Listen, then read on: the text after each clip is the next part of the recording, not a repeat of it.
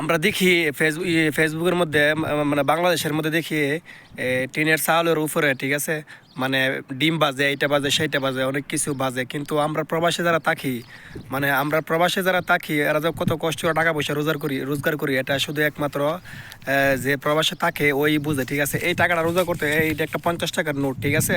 ওই 50 টাকার নোটটা মানে রোজগার করতে কতটা কষ্ট, সারাদিন কতটা কষ্ট লাগে এটা একমাত্র একটা প্রবাসী বুঝে, ঠিক আছে। প্রবাসী ছাড়া কেউ বুঝবে না এই 50টা টাকা বাংলাদেশে রোজগার করতে।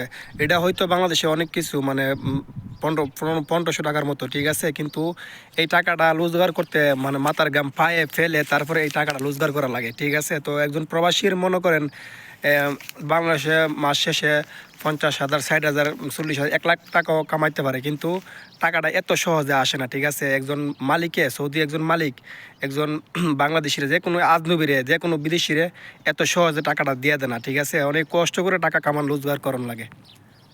বাংলাদেশে যারা থাকে এরা মনে করে কি যে প্রবাসে যাইলেই মানে টাকার অভাব নেই, ঠিক আছে। মানে রাস্তার মধ্যে টাকা পইরা থাকে আর আমরা মানে টাকা উঠে নিয়ে নিই, ঠিক আছে।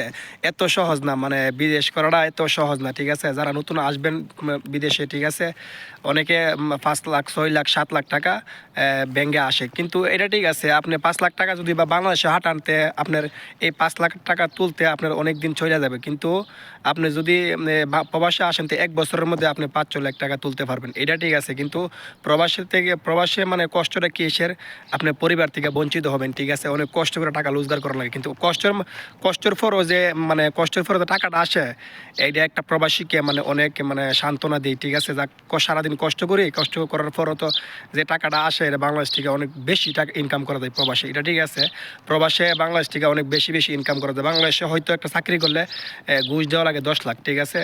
5 লাখ, 6 লাখ টাকা ঘুষ দেওয়া লাগে। প্রবাসে তো মানে টাকাটা শুধু এই 5 লাখ টাকা ব্যাঙ্গে আসে। ব্যাঙ্গে আসার পরে মানে এই 1 বছর লাগে, অনেকেরই 1 বছর লাগে, অনেকের 2 বছর লাগে, ঠিক ঠিক আছে। কিন্তু প্রবাসে সুখ বলতে আছে, টাকার সুখই আছে, কিন্তু পরিবার থেকে যে বঞ্চিত হই এই সুখটা নাই, ঠিক আছে। পরিবার থেকে যে বঞ্চিত হই মানে এটা তো মানে অনেক বড় কিছু, ঠিক আছে। পরিবার এর মানে সাথে থাকতে পারি না, একটা ঈদ চলে যায়, অনেক কিছু চলে যায়, ঠিক আছে।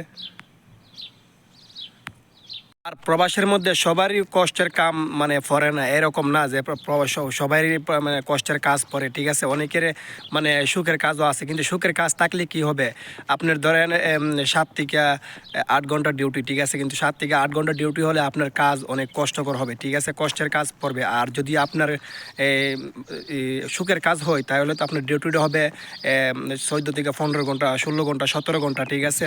যারা সৌদি আরব হোটেলে কাজ করে, হাবারের হোটেলে কাজ করে, রেস্টুরেন্টে কাজ করে, ওরা ডিউটিটা অনেক বেশি, মানে অনেক অনেক বেশি, 16 থেকে 17 ঘন্টা ডিউটি করা লাগে, ঠিক আছে। তো আমি একটা কোম্পানির মধ্যে কাজ করি, আমার কাজ অনেক কষ্টের, ঠিক আছে। আমি কার্টন মানে গাড়িতে লোড করি, এটা করি সেইটা করি, অনেক কাজ করা লাগে, সারাদিন দৌড়াদৌড়ি করার লাগে। কিন্তু আমার ডিউটি হলো 8 ঘন্টা, ঠিক আছে। যারা হোটেলে কাজ করে বা অন্য এই আবাসিক হোটেলে কাজ করে, ঠিক আছে, এরা ডিউটি অনেক বেশি, ঠিক আছে। এরা হয়তো 24 ঘন্টার মধ্যে 6-7 ঘন্টা মানে 24 ঘন্টার মধ্যে 4-5 ঘন্টা মানে ঘুমাতে পারে, ঠিক আছে। তো যত সৌদি বিদেশ প্রবাস মানে এত সুখের না, ঠিক আছে। প্রবাস মানে এত সুখের না। আপনার কাম কষ্ট না হলেও ডিউটি বেশি পড়বে, আর কাম কষ্ট হলে আপনার ডিউটি কম পড়বে। কিন্তু দেখবেন ঘুরে ফিরে আপনার সারাদিন কষ্টই করা লাগে, ঠিক আছে। আর কষ্ট ছাড়া টাকা আসে না, এটাও ঠিক আছে। কিন্তু আমরা প্রবাসী যারা থাকি ওরা তো মানে দেশে দেশে যারা থাকে না, কম টাকা রোজগার করলো মানে ওরা পরিবারকে দেখতে পারে। কিন্তু আমরা প্রবাসীরা পরিবারকে দেখতে পারি না, ঠিক আছে। তো ভিডিওটা ভালো লাগলে সবাই শেয়ার করবেন, লাইক করবেন, কমেন্টস করবেন, আর আমার জন্য দোয়া করবেন। আমি থেকে সৌদি আরব তাবুক। আসসালামু আলাইকুম রহমতুল্লাহি ওয়া বারাকাতুহু।